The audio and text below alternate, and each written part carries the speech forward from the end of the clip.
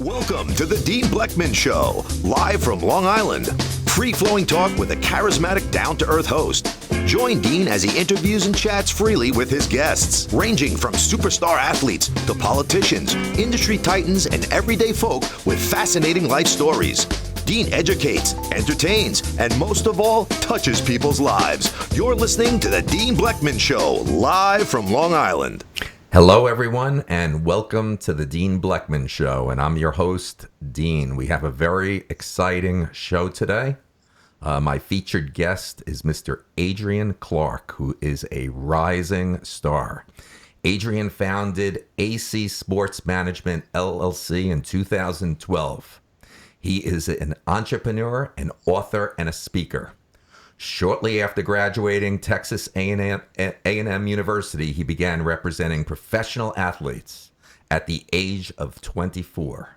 At the age of 25, Adrian was certified by the National Basketball Players Association as an agent and also as a licensed boxing manager. In 2016, Forbes magazine named Adrian to its annual 30 Under 30 list of the brightest young entrepreneurs, breakout talent, and change agents. Welcome to the Dean Bleckman Show today, Adrian Clark. It is a complete honor to share the airwaves with you, Dean. So thank you for having me on. Complete honor. It's an honor to have you. And let me just mention here in the studio is a senior correspondent and someone that has inspired me since last December, Anthony Lacazzi. What's going on, gentlemen? Very happy to be here. And Adrian, I'm very glad that you could join us today. No problem. Thank you. How's everything in Dallas? How's the weather today? It's beautiful. I just moved downtown, so I'm actually kind of looking out over my balcony, watching traffic on 35 going north. So Dallas is amazing. Grew up here. I'm a hometown boy, so I love my city. I know you do. And we're going to start really with the bang. Before we go back in time with you, we've got to start with, it's really, I mean, you and I connected probably a couple of months ago. The show wasn't even launched. The show's only about 2 months now that I'm doing shows. And you, from the very beginning, had heard, it started to whisper out that Dean Bleckman was going to have a show, and you reached out to me. We had some great conversation, and I was just at your youthful age, very impressed with your career path that we finally set a date, and today was our day. So, I've got to start right away before we go back any further in your childhood. We've got to start with this very impressive. This year, being named to Forbes magazine 2016 Meet the Young Superstars from the World of Sports, top 30 under 30. Talking about the top 30 young entrepreneurs and the game changers. I mean, for you, Adrian Clark, to be in the same breath, I mean, I'm not going to name all 30, but very impressive. I mean, Stephen Curry, point guard of the Golden State Warriors. Sergio Aguero, striker, Manchester City, great soccer player, the football club. Jose Aldo, a great fighter with the UFC. Madison Bumgarner just pitched against the New York Mets the other day, a classic. Pitcher for the San Francisco Giants. Young lady Monet Davis, just a great pitcher, Little League. Cam Newton, quarterback, Carolina Panthers. Katie Ledecky, Olympic swimmer. Whitney Ping, director of the U.S. Olympic Committee. Russell Westbrook, point guard, Oklahoma City Thunder. And then there's Russell Wilson, Super Bowl winning quarterback of the Seattle Seahawks. I can just keep going up and down that list. Many, many stars I left off. If anyone wants to see the rest of the list, just go to the Forbes article earlier in the year and you could see it for yourself. But wow, that is quite impressive, Adrian. Thank you.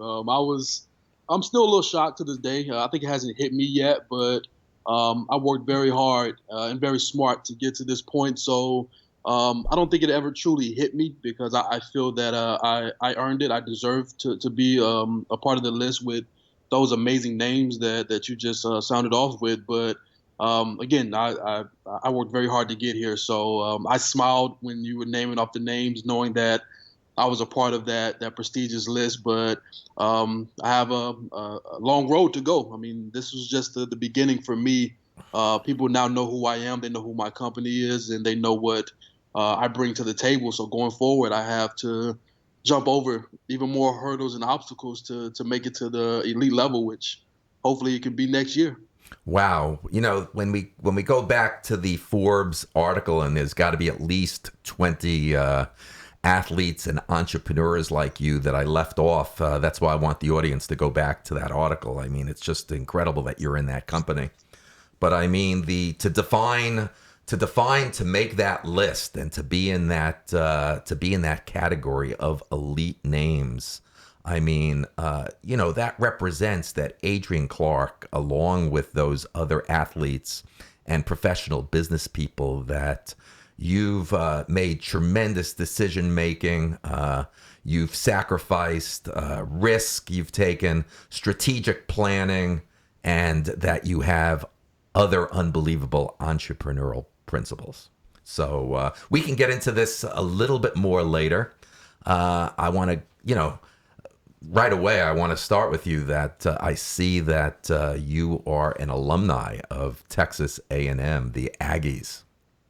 Actually, Texas A&M down in Corpus Christi. So I'm actually an Islander. We're just a sister school of Texas A&M and College Station, which are the Aggies. I'm a proud Islander, which much respect to my Aggie family, but I'm an Islander with Texas A&M down in Corpus Christi, which is an amazing school that actually sits on an island. You have to take a bridge to get to the university. You can't just drive across the water, so to speak. But it's an amazing university, beautiful scenery, beautiful school, and I got a first-class education down there. So shout out to all my Islanders. How about Aggies? You're a big Aggies fan, though. Oh yeah, huge Aggie fan. Our football team is doing really well, and of course the basketball team is kind of up and down. But we have to support each other across the board. I'm a Texas A&M graduate, period. But of course I cheer for my Islanders first. But since we don't have a football team, I have to side with our Aggies that are up north from us. Well, I've got to just chat with you a little bit on this sports category. I'm a huge sports fan. Anthony sitting here is more of he's more of a mergers and acquisition.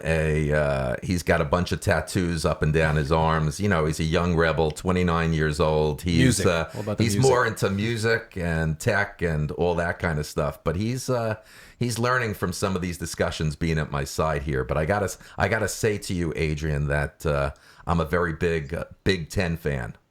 Oh, really? Okay. Okay, my 32-year-old daughter, Allison, she's a graduate of University of Maryland, College Park, who came into the Big Ten over the last couple of years.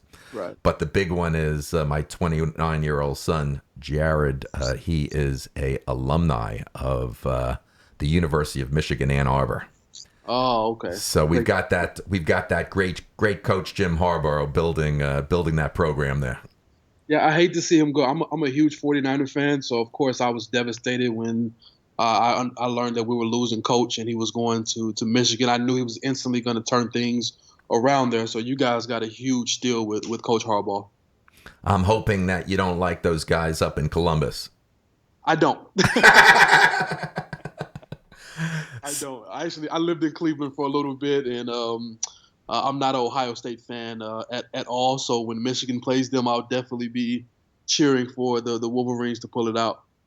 So let's talk a little bit about, let's go back in time with your career path. And if you don't mind, if we could start with just growing up as a young man and mom and dad and your roots, if you could just share what life was growing up before college started. I grew up in the inner city. I watched my parents. I watched my parents struggle for a little while, and then I watched them kind of work themselves out of a hole and out of the neighborhood that we lived in. Once it started getting really bad, my dad, he had a house built on the other side of town, and we actually experienced kind of low poverty stricken life for a little bit, and then we experienced a little bit of the middle class. When I say we, I mean my brother and I, along with my mom and my dad. I ended up losing my brother. My brother died in 2006 at the age of 24. So life really changed for me at that aspect. But before that, grew up in sports, of course, living in the inner city. Basketball and football were the two sports that everyone, the community really pushed you towards those sports.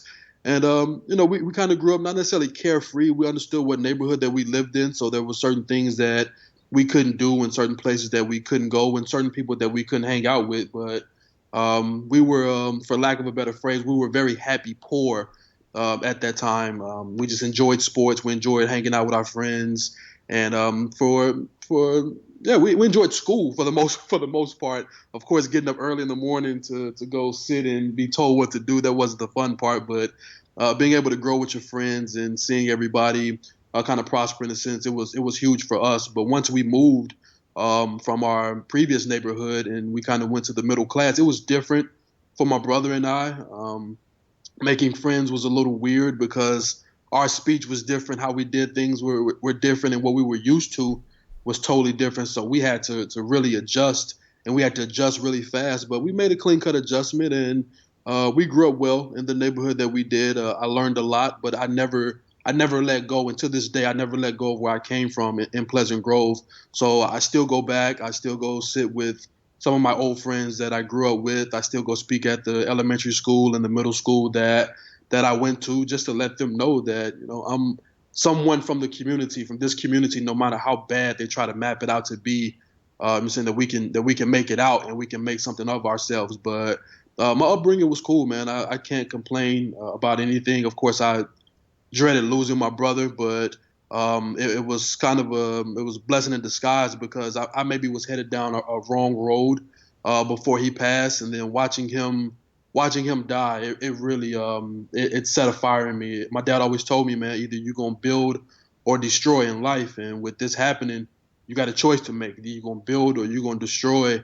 And I didn't want to further destroy myself than what I'd already did or already had at that point. So here I am today because of my brother, in a sense, giving his life for me. That's how I take it. Like his death, I feel that he gave his life, he sacrificed his life for me to make it to this level. And I feel like I owe him a great deal. And the only way that realistically in my head I can pay him back is if I continue to progress and continue to be successful. And the promise that I made to him at his funeral was I was going to make sure that mom and dad was going to be taken care of and that they was going to remember our name. And I feel my job is not even close to being done. So I got a lot of work to do, but that's my promise, and I tend to keep my promises. So that's my childhood in a nutshell.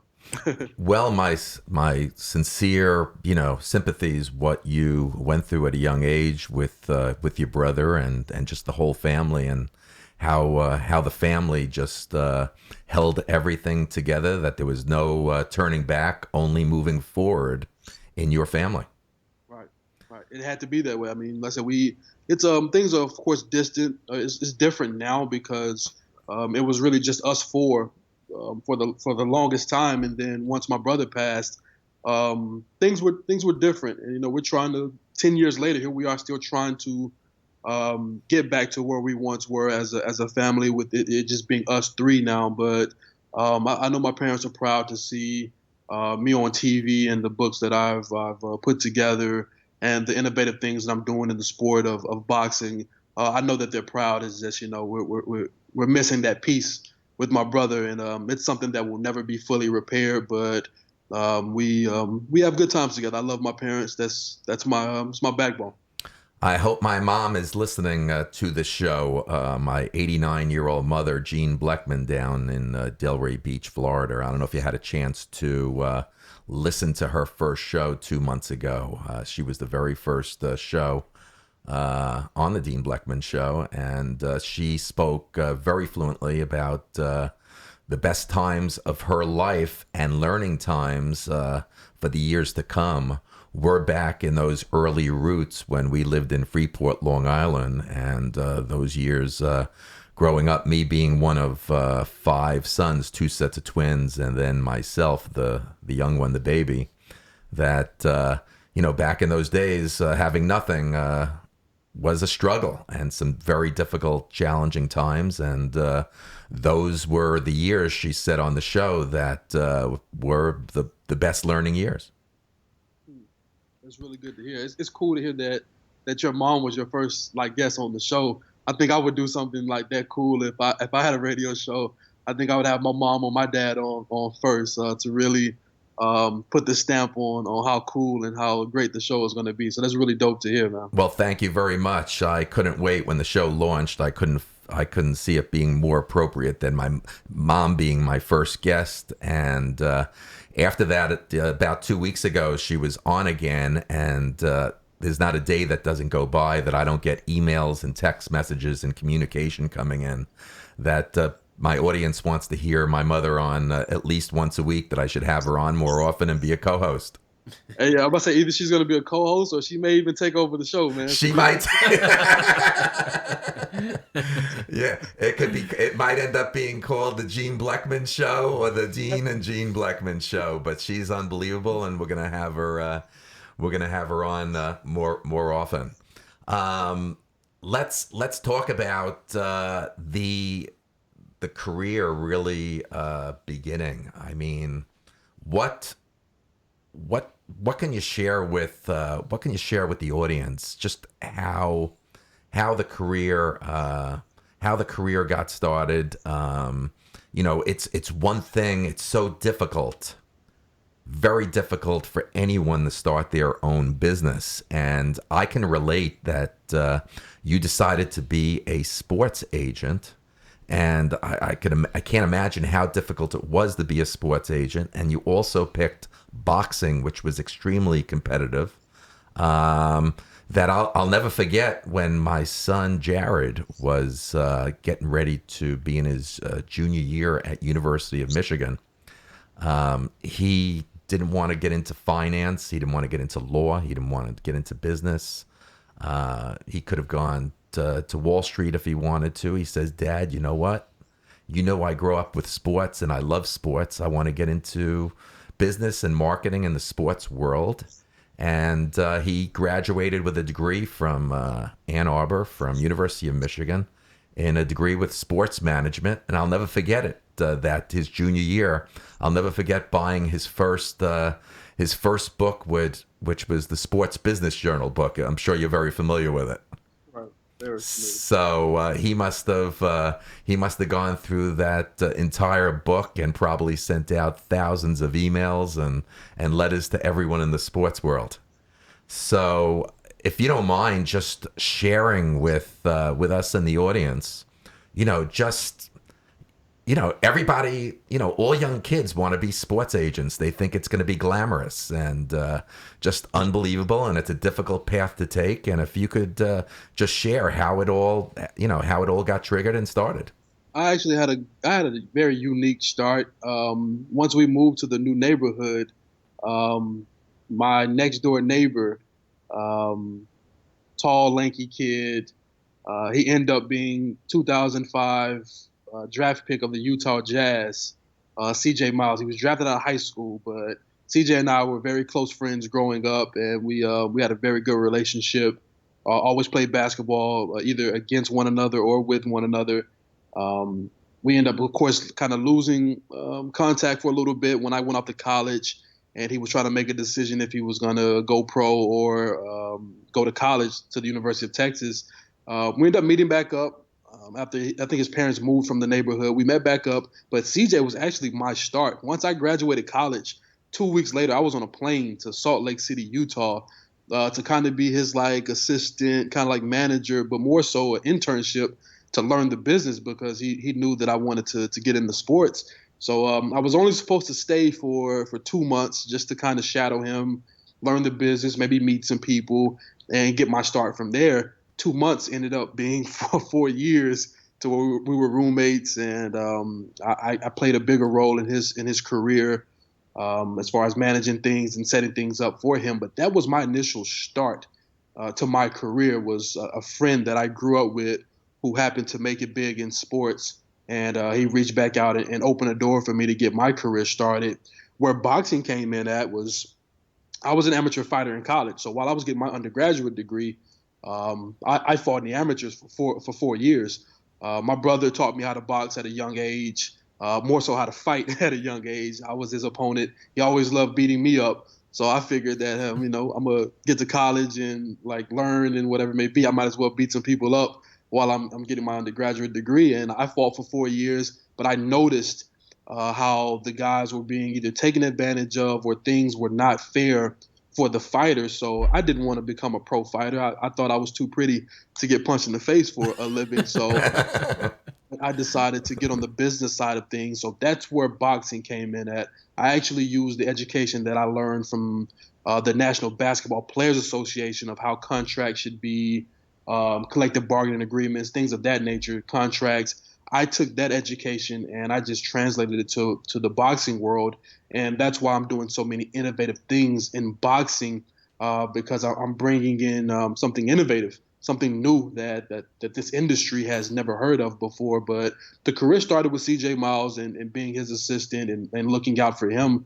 But taking my passion for the sport of boxing and knowing how much these guys get taken advantage of, I figured that I would do more damage and be more of a force in professional boxing with my knowledge rather than just sticking with the NBA. So I'm hoping to master boxing and I'm hoping to change things for the better for the professional athletes. Then I'll look to cross back over and go back to the NBA and maybe even do some work in the MLB, NFL, et cetera, et cetera. Well, it just so happens you keep mentioning the NBA. That's where for 3.5 years my son works right now.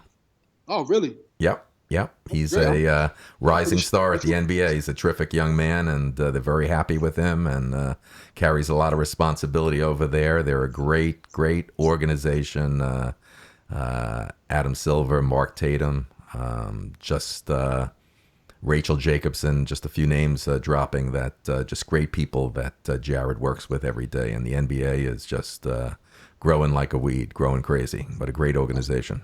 No, it definitely is. I mean, I'm pretty sure your son and I have a lot of mutual friends between the NBA and then the National Basketball Players Association, the NBPA. I'm pretty sure that we can get on the phone and drop several names that we either had communication with or relationships with. So it's really cool to hear that your son is in the NBA world. Well, not only is the league growing substantially, the NBA, but very rarely can you say that Humble and Class and the executive management team are just a class act and great people. And I can't tell you how much Jared is learning over the last couple of years there with all these people. Good deal. But he's 29, so he's very young, and I'm pretty sure he's learning a lot from those individuals. So in the next 3 to 5 years, I'm pretty sure he'll be in a very prominent spot and a key figure with the NBA, man. So congrats to you and him both. Well, thank you. So right now your primary focus right now is strictly boxing. Yes, I feel that I have an angle, and the two things that I've created this year, it's already history in boxing, but I feel that I have a good handle on the sport, and I bring again, I keep saying innovation. I keep bringing innovative things to the sport of boxing for the professional athletes. So I feel that in the next maybe year or so, I'll revamp and new breed the management side of boxing to where you'll see representation done differently in the sport of boxing, and you'll see the fighters think more like businessmen rather than having the employee type mindset in the sport of boxing. The way these guys are treated and the way that they're handled, and with there being no union or no regulation in boxing, things are very much so in disarray. But they're in disarray because it's the fighters that won't come together, or it's the fighters that don't understand the leverage that they have. They don't understand that they're business owners, that their name is their business. They don't understand that. But what I'm bringing to the table is helping these guys understand it, and the things that I am putting in place for the sport. It's definitely going to change the entire sport in regards to representation going forward. Here in the Northeast, in our kids growing up here, in the New York metropolitan area, and especially up here on Long Island, the sports, it was always football, baseball, and Lacrosse. yeah, well, my son Jared played here through a school called Ward Melville High School here in Port Jefferson, Long Island, where lacrosse was it was lacrosse or nothing. I mean, lacrosse was huge here in the Northeast. So I find this very exciting to be able to have a show here as well. Besides your career and your path, I'm fascinated that we're talking about boxing here today instead of football and basketball and baseball and hockey and lacrosse and soccer. That I see things have. It's not every day that I meet kids here on the island that are taking up boxing. Unless you go into the city. You guys actually have former world champion Chris Algieri. Wow. Yeah. I believe his family. I believe he's from Long Island. I think his family still stays in Long Island, but he's a former WBO welterweight champion. Very knowledgeable guy, very respectable guy in the sport. But Chris Algieri is a great fighter and an even great gentleman outside of the sport. So Long Island is rich in talent. I'd love to have Chris on the show if you speak to him in the future. Yeah, I can definitely create the connection between you two. It makes absolute sense to have him on the show. I mean, especially with him being probably right around the corner from you. But he's a former world champion, young guy, educated guy, and an astute businessman. I have much respect for Chris Algieri. So, what is the key to you? How do you exactly build relationships in this boxing industry? It's I'm sure it's extremely challenging. What's the secret? How do you build relationships in the boxing industry? What sets me apart from any other manager anywhere in the world, probably, I actually fought before. I actually got in the ring and competed at a high level. Most guys that are in boxing that are on the management side, they're probably strictly probably businessmen or guys that have 9 to 5s, but they have some type of in the sport of boxing to where they can relate to the guys. But where I'm a rarity. I actually fought before, so the guys have a greater respect for me because I can empathize and sympathize with them on what goes on in the ring. But also, of course, I have the knowledge outside of the ring. But these days, it's a little easier for me because I'm building such a rapid or a respectable name in boxing. So the guys kind of seek me out now. It used to be I would play off of what I was doing in the NBA with the NBA athletes and try to cross it over to boxing. But now people identify with me as a boxing manager and the guy to be with, the young guy to be with, the innovative guy to be with, the guy that's changing the sport.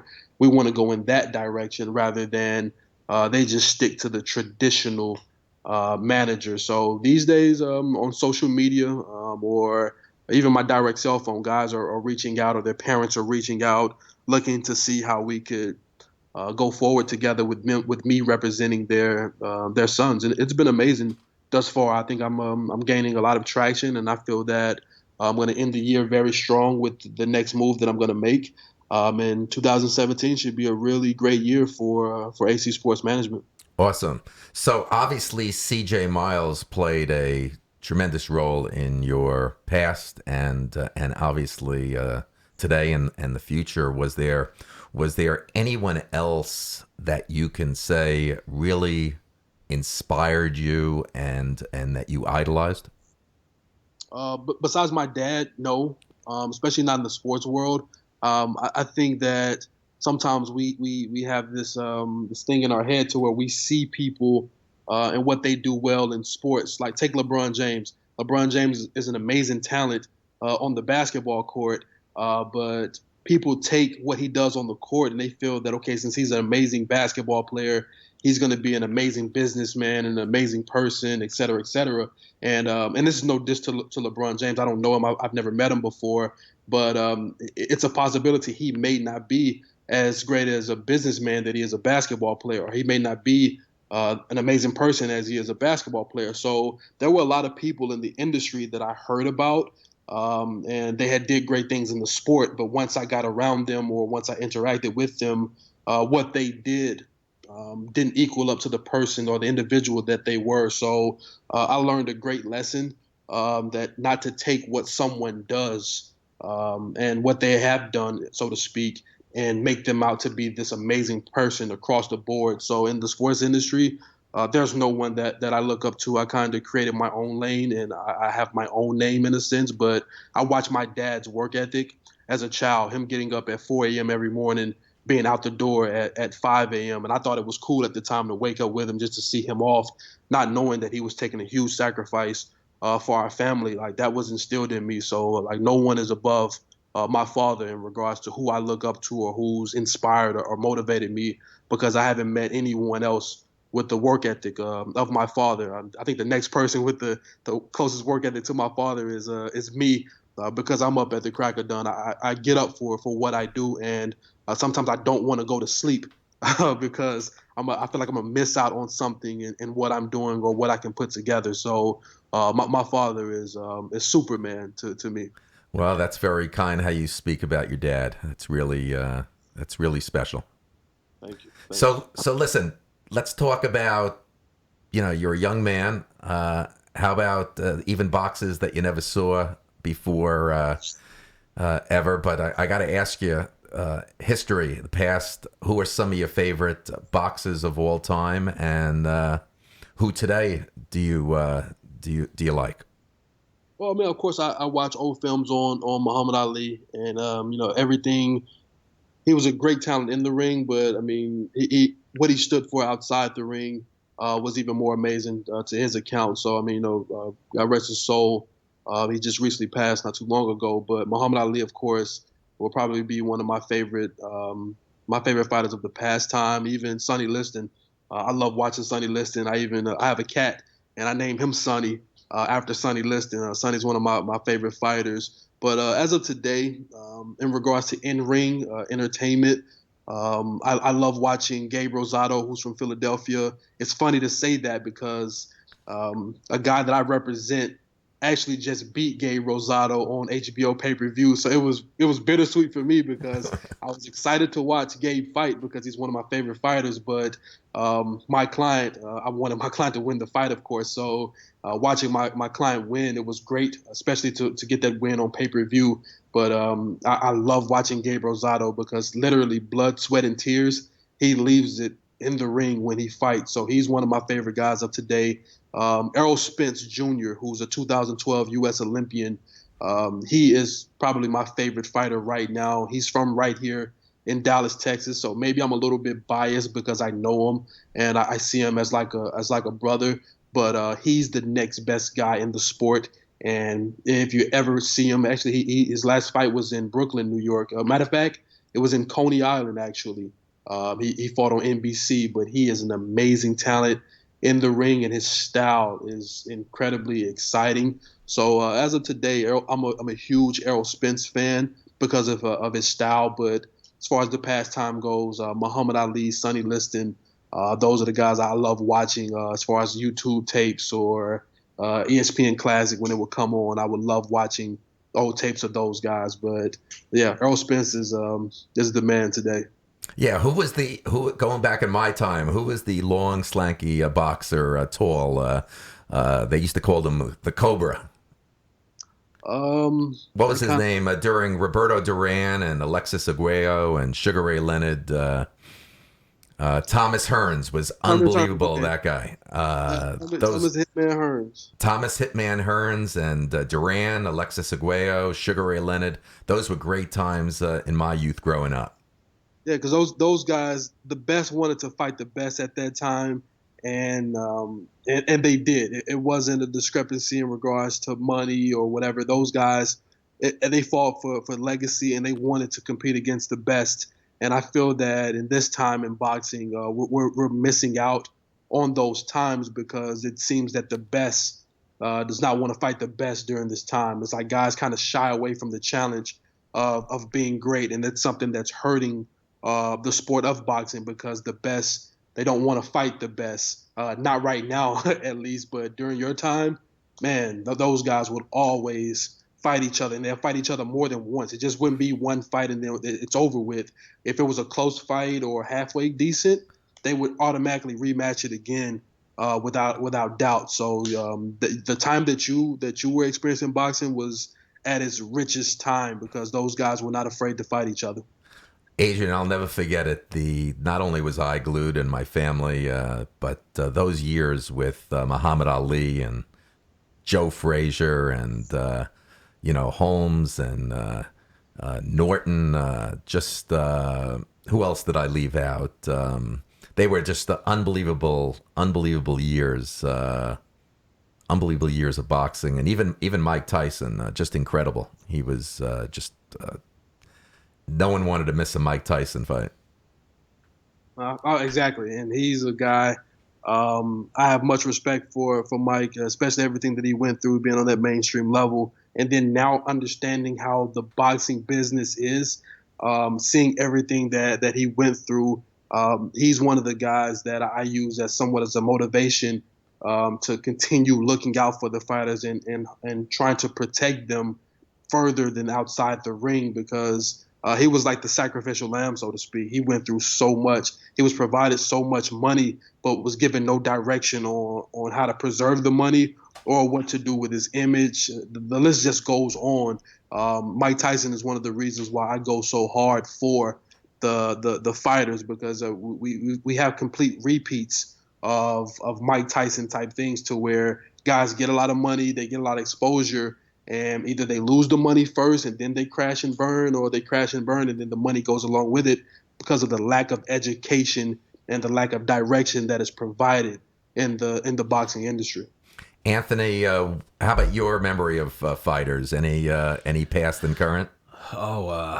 I remember as a kid when my father would visit, he would always put on boxing matches. I never followed it closely to where I knew the names of the fighters. Or I would say that the fighters that were the biggest during my childhood that I remember very, very clearly. You just mentioned one of them, Mike Tyson and Evander Holyfield, with that whole controversy that went on between them in the fight with the biting. And they were just two legends at the time. And of course, Muhammad Ali, I've watched plenty of his fights on YouTube as I wasn't around during that time. And I have a tremendous amount of respect for the sport of boxing out of all the sports. I know Dean mentioned before, I'm not been big into a lot of the mainstream sports, but if there's one thing that I am into and I do watch, it is boxing and MMA. I do like watching both of them. They just always very, very exciting. You can to me, you can fall asleep during a baseball game, but you can never fall asleep during a boxing match. Adrian, I wanted to ask you, if it's all right, Dean. I wanted to get some more insight. You mentioned some different innovations that you're doing in the sport. I see Dean has your press package here that talks about you being the originator of the boxer manager contract. Can you elaborate on those two things for us? Oh yeah, sure. As I said earlier, the fighters are their own business. They're business owners, but again, their name is their company. So as a business owner, as a business, if you're gonna hire, keyword is hire, a spokesperson, you're not gonna have your spokesperson come into your company and put you, the business owner, under contract. You're gonna contract the services of your spokesperson. That's logical sense. I think we're all businessmen here on the air. Mm-hmm. That you're not gonna, and I know it's the same thing with you, Dean. You're not gonna allow someone to come in as your spokesperson and put you under contract, and the contract states that you can't fire them between 3 and 5 years, and that they're gonna take 33% gross of what you're gonna bring in. I know you're not gonna have that, and me as a business owner, I'm definitely not gonna have it. And in boxing, the tradition is to have someone else come in, a third party come in and put the fighter, so they're putting the company under contract to where, okay, no matter how unhappy you are, for 3 to 5 years, you can't fire me. And if you make excess of $500,000, $1 million, whatever it may be, I'm entitled to 33% of that money, gross, not net, but gross. My contract, the boxer manager agreement, it provides a contract for the professional fighters. So the standard is having someone that wants to be your spokesperson come in and they put you under contract where you can't fire them for 3 to 5 years. The boxer manager agreement is now the fighter coming to the table with the contract to where if they like what the spokesperson stands for and they want them to represent them, the fighter can put the spokesperson under contract. But there's a catch in it. If they're unhappy with the services that's being provided by the spokesperson, if it's unsatisfactory or they're not negotiating strong purses or they're not getting them active fights, the fighter, the business owner, can give the spokesperson 15-day notice and terminate the contract and move on to someone that's going to help them out. It's game changing, and I have currently, I believe, 600 or 700 downloads of the document. Also, just adding to it, it's now net income. It's not gross anymore. It's net. So if the fighter and the spokesperson are going to agree to a 15% service fee for the manager, it's 15% after the overhead expenses are paid for the trainer who has to be with the fighter every day, the cut man, the assistant trainer. After those guys are paid, then the manager is paid the 15% net, not gross. A lot of managers, current managers, or managers that have the old mindset, they hate the boxer manager agreement because it puts the fighter in control of their career, so to speak. And a lot of people, I've had a little bit of backlash from it, but I mean, I think most of those people they can't understand business if they have a problem with the boxer manager agreement. And then most of those guys, they work in corporate America. So I'm like, yo, do you guys not understand that pretty much the boxer manager agreement is a reflection of corporate America? Like, you have an agreement with that company that you're going to work for their company and bring in revenue, so to speak. But if you begin to hurt the company, or if you're not profitable, whatever it may be, they let you go. You go to work every day understanding that you can be fired at any given time. It's the same thing with the boxer manager agreement. You can be fired at any given time. As long as you're doing your job and you're doing it well, they're going to keep you around. But if you're not doing your job and you're hurting business, you have to be let go. It makes perfect sense to me. But in this industry, people don't like it.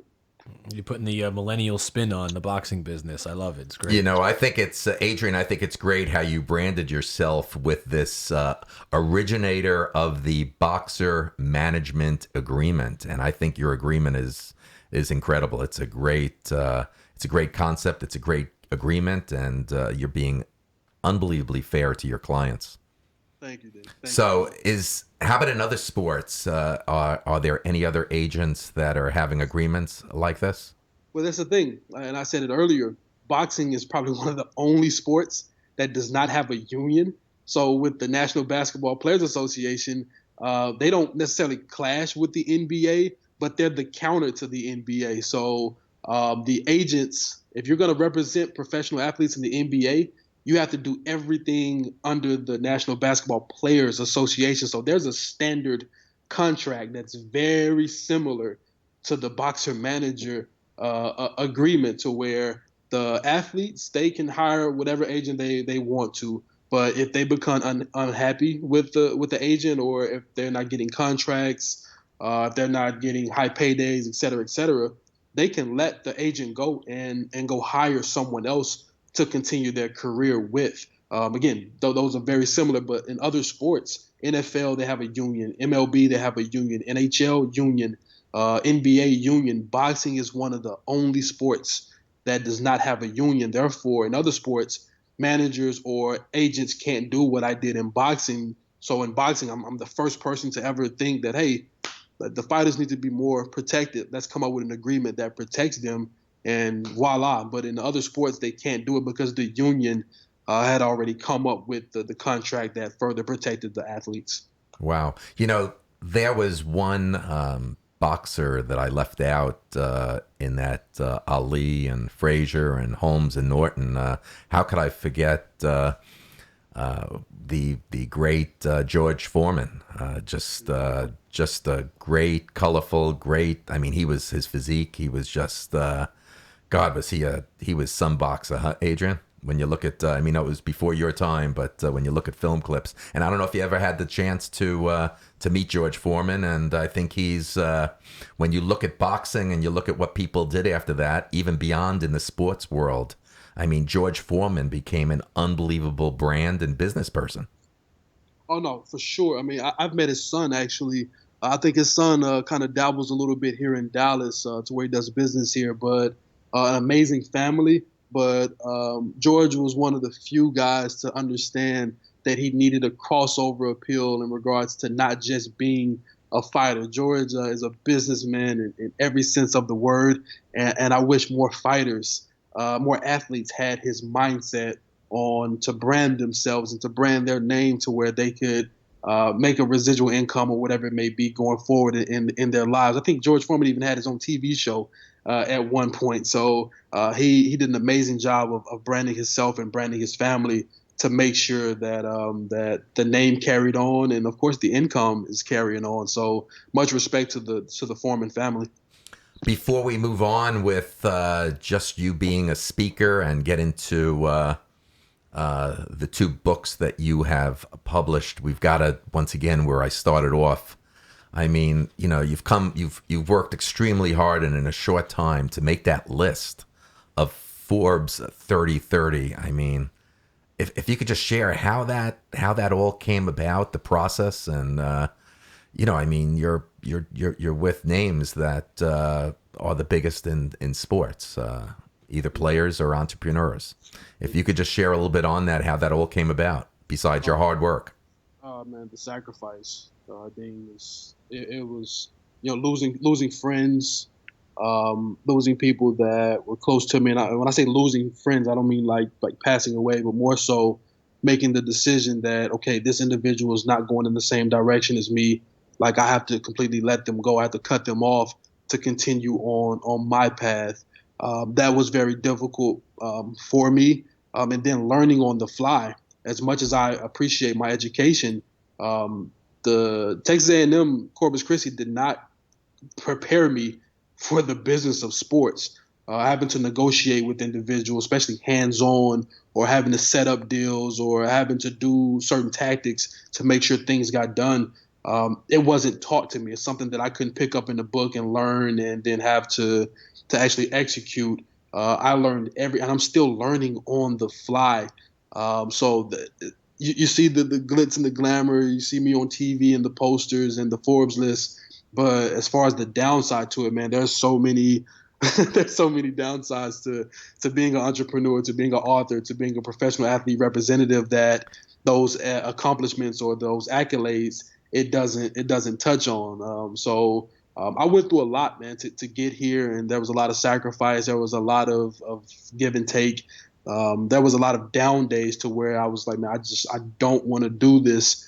I maybe need to go get a job, or I maybe need to look in another direction because this is just too hard. And I felt that I wasn't prepared. But now looking back on it, you have those days as an entrepreneur. Even though things are going really well for me now, I still have those days too. I wake up and it's like, man, sometimes I just don't want to have to deal with some of the stuff. But I have different reminders in my apartment that remind me, you know, what I'm working for. I have reminders of my books. I have reminders of my company. I have reminders of my clients. I have reminders of my family. Things that no matter how mad or down I am, once I wake up and open my eyes and I see those reminders, it sparks a light under me, and I get to work from there, rather than most people they get down and they just quit and they walk away from there. But I had too much riding for me to just quit and walk away. But there's a lot that comes with this that a lot of people not necessarily wouldn't understand, but they wouldn't be able to withstand some of the things that come with being an entrepreneur, an athlete representative, and an author. It's difficult, to say the least. Well, listen, I'm going to put you on the spot. You're one of 30 unbelievable names on that Forbes list of 30 names. You're one of 30, and under 30. I've got to ask you that besides yourself, you've got to tell me 3 names on that list that you very much admire. Cam Newton. I think Cam is a great quarterback, and everything that he went through to get to where he's at. A lot of people don't know Cam went from, I think, the University of Florida and another school, and then he went to junior college here in Texas. There were a couple of scandals that he was caught up in as far as like family taking money, or whatever the case may be. And then for him to get a national championship and then to go on to compete for a Super Bowl, Cam went through a lot. So I definitely admire Cam. Same with Steph Curry. They said Steph Curry was too small. He went to a mid-major school and he wasn't going to be a good pro. He'll never win a championship. He'll never be a franchise player. The list goes on of things that were said. And, he won an NBA championship. He's an MVP, two-time MVP, I believe. So Steph is an amazing talent. And the third is probably Russell Westbrook, because of the tenacity and heart that he plays with. He goes hard, man. He's an amazing player on the court, great guy off the court, does a lot of charity work back in California from the inner city that he came from. And I feel that those three guys kind of make up me in a sense, because I can relate to everything that all of them went through. People told me that I wasn't going to make it, that I wasn't smart enough, or I wasn't tall enough, or whatever it may be. And then I come from the inner city to where I still give back and I still try to look out for everything that goes on with my community. And then with Cam Newton, I was all over the place. I went to 5 different schools. I went to 5 different institutions before I found a home at Texas A&M down in Corpus Christi to actually finish out. And even then, people thought that I was not going to make it this far. So those are the 3 guys that I admire the most, because I feel that the things that they went through kind of make up my story, so we all can relate to one another. Wow. Those were 3 names that great athletes, great stars. Very, very impressive. So on that note, is there anything else going back to the boxer management agreement? Is there anything else that you'd like to share about, your Protect Yourself at All Times campaign, the fighter advocacy? Would you like to share anything more on that? It all goes hand in hand. Again, 2016 was a great year to really put my stamp on me as a fighter advocate and to introduce those innovative things. But the Protect Yourself at All Times campaign, which actually it opened up with the book that I just wrote.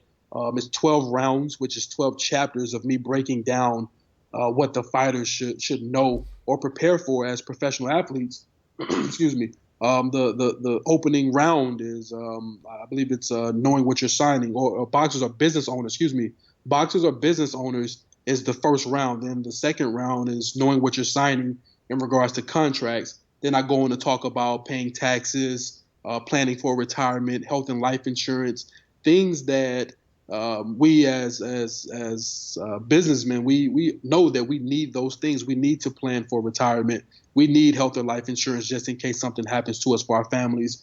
We need to pay taxes. Like, we're going to have to pay taxes, or they're going to put us in jail, or they're going to take away the things that we worked hard for, things that we know, but things that the fighters continuously either get behind on, or they don't plan for retirement. So when they retire, they have no money, or they don't have health or life insurance their entire career, and they're getting punched in the face and the head for God's sakes. Or with the taxes, every fighter has either received a notice in the mail that they're behind on taxes, or something that got them in tax trouble, because there's nothing there to help the fighters out, to remind them or to do it for them, to keep them out of trouble. So the Protect Yourself at All Times book really puts the stamp on the campaign. But I went even further with partnering with Everlast, and Everlast is out of New York. They're one of the biggest apparel companies in the world, but they specialize in boxing gloves, and they allowed me to do a video blog on their website, and I break down, in 3 minutes, I break down every chapter of my book. I'm going to go even further than that. I'm actually filming a mini documentary titled Protect Yourself at All Times, the mini documentary. And I'm eventually hoping to take the show on a road to where I could do different seminars or summits to where I sit down with amateur boxers hoping to be professional, or even professional boxers, to break down things that they need to know to protect themselves at all times outside of the ring. So I feel I have something really amazing going on for professional boxers. I'm just hoping that everybody follows suits and follows my lead. What's impressive, Adrian, is that anyone that goes into business, I find, and even in my career, and when I meet so many business people, everyone tries to be everything to all people. And I love your approach to your business. That you didn't try to be a sports agent to everyone in sports. That you picked your niche, which was boxing, and I think it's remarkable. Thank you so much, man. Thank you. I think Still so. working. So the two books that I reviewed that I loved was A Guide for Young Entrepreneurs, and the other book that I reviewed was Protect Yourself at All Times, A Guide for Professional Boxers. More to share on that? Oh yeah, I mean, I'm very proud. I'm actually looking at the two posters that I had a book signing at Barnes and Nobles for both signings here in Dallas, and they made me these really cool posters with the cover of the book and then the pictures of my name, and it's really cool. But I'm very proud of both books, especially the first one, which is it's titled actually it's titled I, the letter I, lowercase I, a guide for young entrepreneurs, and the I symbolizes the entrepreneur, the individual, and you start off as the lowercase I. I mean, once you make it to mainstream, then you could graduate to the into the uppercase I. But starting off, you start off as the lowercase I. But I'm really proud of that book and everything I put into it, man. I wrote it because I didn't want the entrepreneurs that would come up behind me, especially young ones. I didn't want them to go through the same things that I went through, the same pitfalls and mistakes that I made. So I figured the best way for me to touch everybody and to touch on everything would be to put it in book form and put it out from there. And I actually wrote it between four countries, including the U.S. I started it in the U.S. and then wrote a big chunk of it in Canada and left Canada and went to Puerto Rico and wrote a little bit of it in Puerto Rico and then finished it in Australia, which I never thought I would go to Australia, but I finished the book in Melbourne, Australia. So when I got back to the U.S., I was excited to put it out, and I put it out in February. And I'm proud of both projects, man. Both of them I feel that are going to be game-changing books. I think both of them are going to be classics. Just right now, it's really fresh, and I think people are still kind of shocked that Adrian Clark is doing all these cool things, especially where I come from. It's not expected. It's not expected of us. So it's really cool to watch it as like an outer body experience. Shocked. I'm blown away by your humbleness and graciousness. You're a class act, and Anthony keeps making expressions here how he's impressed with what he's hearing from you. So a lot about my show, and we've had some young people on in the past that we look to hear some great stories of some young people in all industries and facts of life. And this is just a great day here today with hearing your story, your life story. Then I knew I had to reach out to you on LinkedIn. I mean, I did a little bit of research before I reached out, and it's actually rare that I reach out to inquire about being on someone's show or asking for an interview. But it just felt right, man. I was in New York at the time, and I was doing a little bit of research, and I was like, man, I'm going to reach out. I think this is an opportunity that I need to take. So it was a no-brainer to me, and it's something that's kind of outside of my character because, again, I don't ask for press or I don't look to put myself out there to get added press. But once I did research on who you were and what you had done, and then your show, it was a no-brainer for me to get on LinkedIn and send you a note and let you know that if you ever wanted me on, man, I would definitely be a part of it. And I'm just glad to be here with you guys today. Do I ever want you on? I expect you to get in the studio here on Long Island once in a while in your future. You're welcome here anytime. As a guest, as a co-host, and I'd love to have you anytime. So I appreciate that. I look forward to meeting you actually one day. I was actually in New York when we spoke on the phone a couple months back. One of my clients was fighting in Turning Stone. And I was hoping to get a chance to meet you then, but I'm pretty sure, hopefully before the year is over with, if not, maybe next year, that we'll have a chance to actually sit down and give a good handshake and maybe share some coffee and get to kick it with Anthony a little bit also. Absolutely. Absolutely. You don't like red wine, do you? Of course. Okay, good. Would you mind, are you able to just share, some of your clients that you consider just some great success stories in the boxing world? How their careers are going. Are you able to name a few? Oh yeah, Willie Monroe Jr., who's actually from Rochester, New York. He comes from literally nothing, and to just finish his last fight on HBO pay-per-view, to where he was training out of a garage, where he just had a heavy bag and a double end bag, and he was preparing for fights out of a garage for 5 fights, and for him to be on HBO pay-per-view and to win his first title on HBO, it meant everything to me because I understood the struggle that he had come from. Also with James De La Rosa. James De La Rosa was he actually signed a contract with Don King, and I actually have a great deal of respect for Don King, despite what the media, what people may say about things that he did or didn't do. I have a great deal of respect for Don King because Don King did a lot for people in the industry. But James De La Rosa signed a contract with Don, and him and Don kind of got into a lot of arguments, and James didn't fight for 3 years, and he was prepared to hang up the sport and call it a day. And we ended up meeting, and James had 4 big fights with me where he made career paydays in each fight, and being able to see him change his life and take his family on vacation and get thank you from the families, it means a lot. So for me, each guy that I work with, they all have unique stories. But for me, the kicker is not the paychecks that I receive. The money, honestly, it's a cliche sometimes, but the money means nothing to me because the experiences of these guys calling me on vacation with their families, or everyone saying thank you for helping this guy out, or thank you for help changing like our situation, our lives.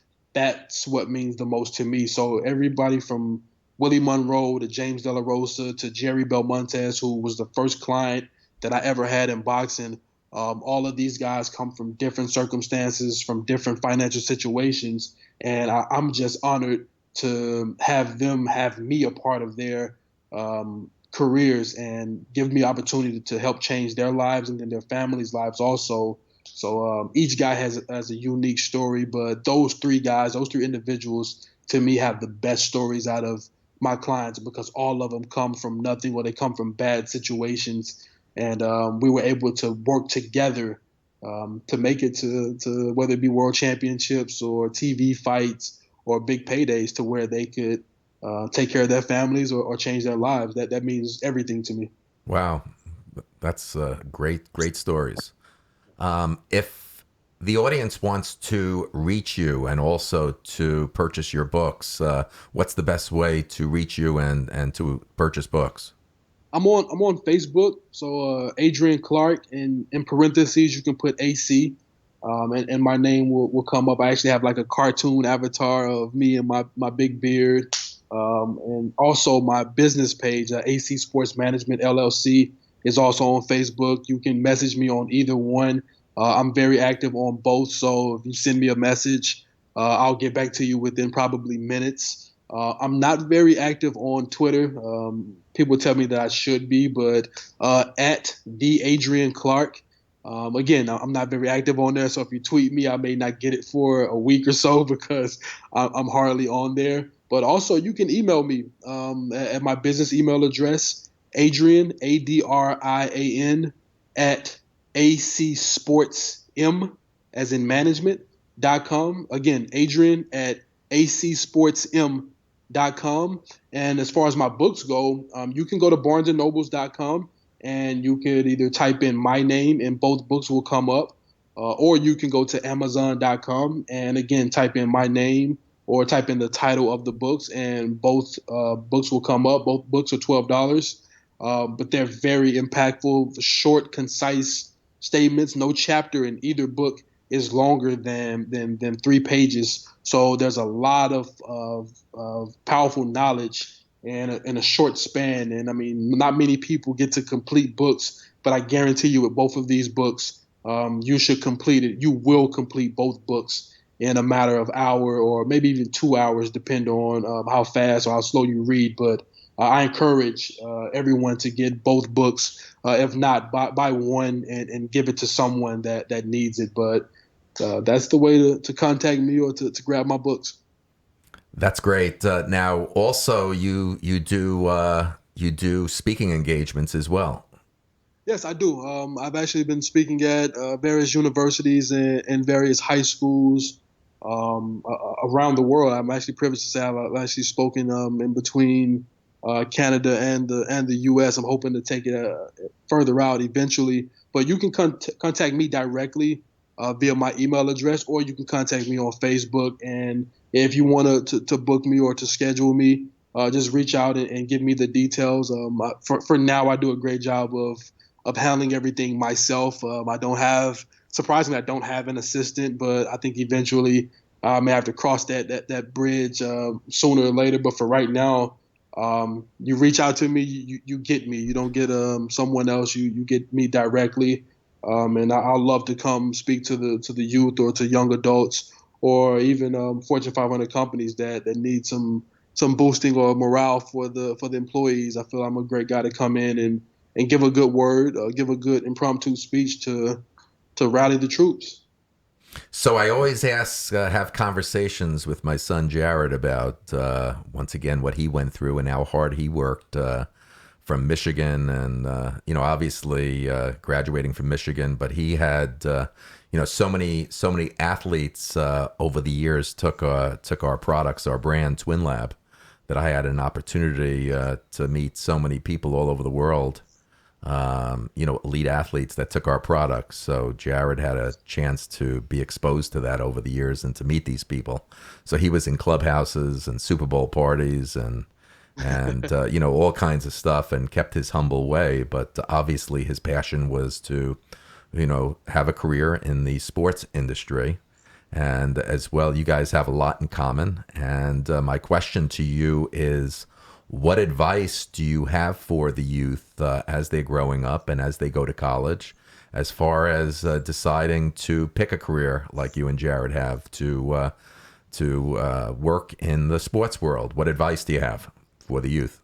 You have to follow your passion. Whatever your passion is, you have to follow it wholeheartedly.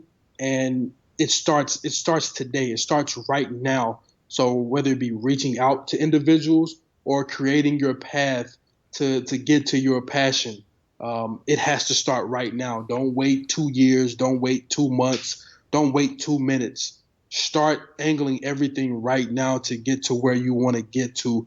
And don't be afraid to sacrifice things or time or people to get to where you want to be. If people are actually for you and they're your friends, they'll understand that you have to set things aside. You're not going to be able to go out tonight. You're not going to be able to go there. You're not going to be able to go to a certain place with a certain individual because you have to focus on creating that path to your passion of where you want to get to. It's so underappreciated, the grind of getting to where you want to get to. And I tell guys all the time, man, make the sacrifice of time and people, man. Focus on where you want to get to, but start right now. You know in your heart what you want to do. You know what your passion is, whether it's basketball, football, badminton, it doesn't matter. You know what your passion is and you know where you want to get to.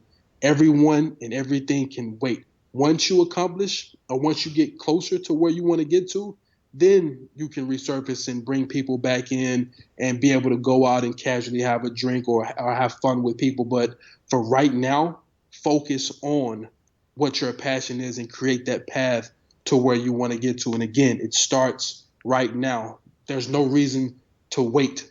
Start right now. That would be my advice. Start right now on creating that path to your passion. Great advice, Adrian. Great advice. I see Anthony shaking his head. And what do you think of that advice? No, it's just very powerful, and I can relate to it tremendously, because when I had started my business and started going out on my own, I had to that a lot of my friends and people that I grew up with because they just had, and you mentioned it earlier, they had a different vision and they wanted to do different things with their life that wasn't in accordance with what I wanted to do and the way I wanted to live my life. So, being a young entrepreneur and being in a lot of those same situations, I agree with everything you just said, 100% wholeheartedly. So thank you for that.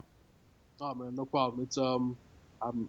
We're both a living witness, man. It's tough. It's tough having to stop for the time being, like friends with people, man. Especially people that you first grew with, and people that you had spent the night over your parents' house and things of that nature. It's very tough having to let them go, but I'm living witness to where people come back. It may not be the same as it used to be, but it's not supposed to be. We shouldn't want to relive the past. The things that I did in college, it was in college. I don't want to do those same things now. Those same things now could get me in a lot of trouble. So I don't want to do the same things that we did in college. Life is about progression. And if people don't want to progress with you, you have to set them aside. And hopefully once you're finished with your path of progression, hopefully they see what you've done and they want to learn how to get to not necessarily where you're at, but where they want to be. And maybe they need your help on getting there. So I'm not afraid now to sit people aside to get to where I'm trying to get to. And if they want to join that journey from watching what I did, then I'm more than happy to lend a hand to try to pull them where I'm at or to where they want to get to. But if not, it's sad to say, but I have no problem waving goodbye and remembering the good times with those people. But I have to move on. Amen, brother. Wow, you are a tremendous towards impact you could have on the youth today. I mean, your inspiration, education, motivation, just remarkable. You're really an incredible human being. You really are. And what I love so much about today's conversation with you, we're probably one of the few people in this country, or even on any talk shows or TV shows, that we're into our conversation already about an hour and 12 minutes, Adrian. And what's so unique and special about what we're doing here today is that we haven't had one word or sentence to discuss anything about politics, nor do I want to go there.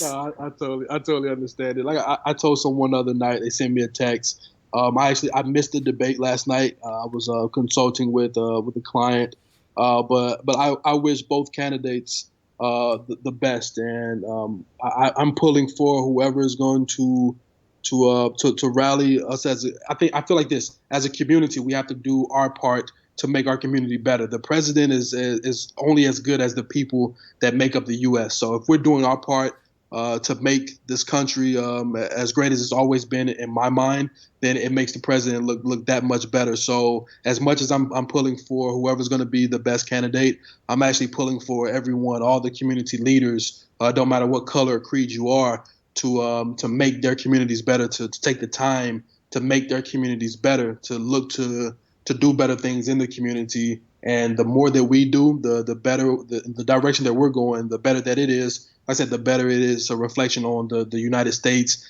and our leader within the president. So I'm not biased, so to speak, and not to get too deep into politics because that's not my thing. But I'm pulling for whoever's going to be the best leader for this country, and may the best man or woman in this case. May the best man or woman win, but I'm pulling more so for the community leaders to help uplift the youth and the other people that are in our respective communities, and let's make our country greater together rather than divided, and have peace. Exactly.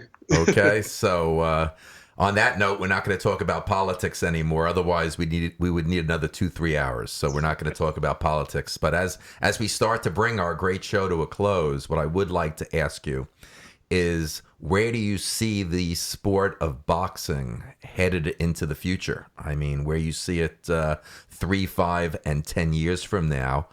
Not only boxing in the future 3, 5, 10 years from now, but where do you see Adrian Clark's role and your company? I think this may be the only kind of arrogant thing I may say today, for the entire day, not just this interview, but for the entire day. But if if the fighters and the individuals that are the power players in the sport, if they follow me, if they follow the things that I'm introducing to the sport, if they follow the innovation, then the sport will be rich again in regards to viewership, in regards to fans being a part of the events that go on in the respective cities.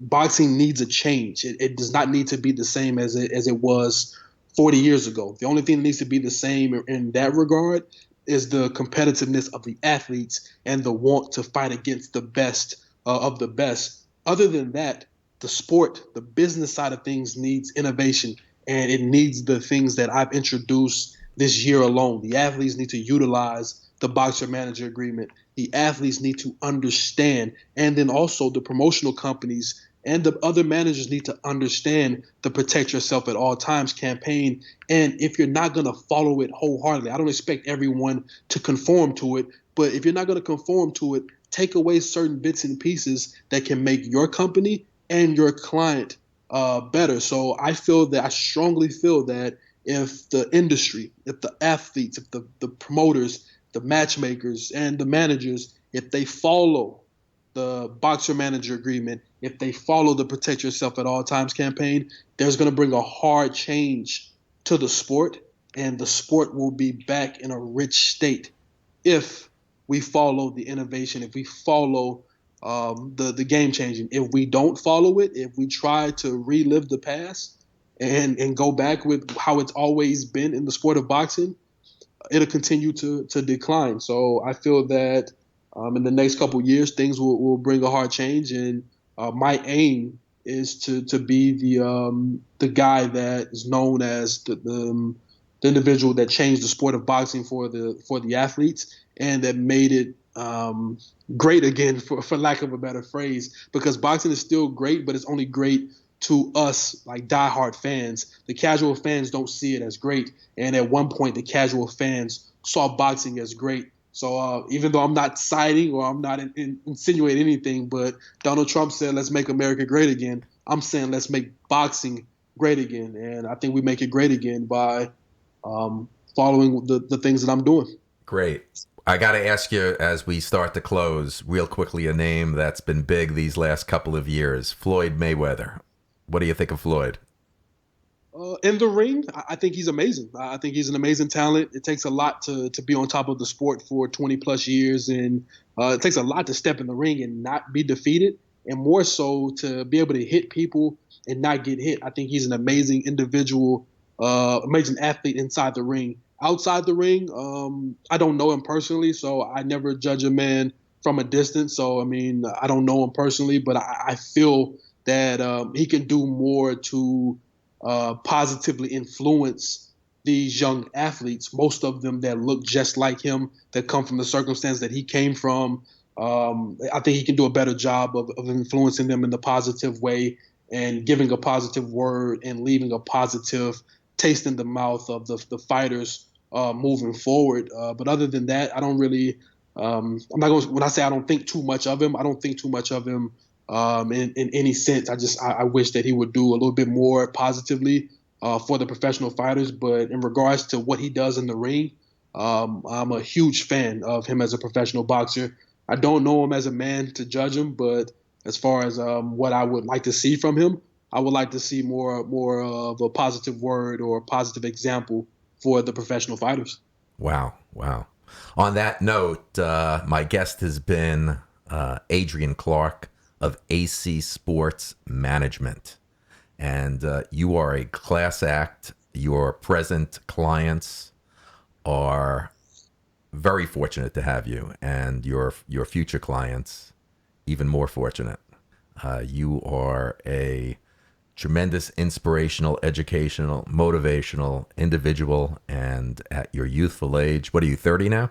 Yes, sir. I just turned 30. I mean, your future is extremely bright, and you're going to impact people that you're impacting today and into the future are going to be very fortunate to meet you one day. So I want to thank you very much for being on my show today. And as I said, you're welcome back anytime you want to come on. Thank you so much for that. Thank you so much for having me. Thank you to you also, Anthony, man. I look forward to meeting you both. And Dean, I look forward to working with you going forward. I think we can do some really cool things between the different communities here in the States. So I look forward to working with you more than just us being on the show. Well, I think we can do some powerful things outside in the community.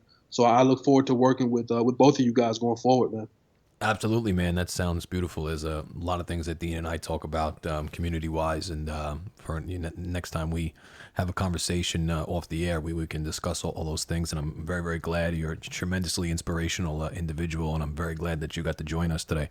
And I wish you nothing but great success and good health and in the future. And I look forward to speaking to you in the days ahead. So I want to hear from all our listeners that can reach out to us with the free text number. For U.S. residents, it's 631-372-8849. That's 631-372-8849. We'd love to hear from all of you. Include your name and location, and we will mention you on the show. Please don't forget to like us on Facebook and to hit the subscribe button on the show's YouTube channel. If you would like to leave a comment, use the box below. If you'd like to share your story or any of your ideas and be a guest on the show, go to deanbleckman.com and email me directly. I would like to thank all of my listeners for being with us today. From all of us at the Dean Bleckman Show, have a great day. You've been listening to The Dean Bleckman Show, live from Long Island, New York. From all of us here, we'd like to thank you for tuning in. We look forward to hearing your comments via Facebook, Twitter, Skype, and email. And don't forget, you can visit the webpage anytime for the up-and-coming guest list. From all of us here, have a good evening.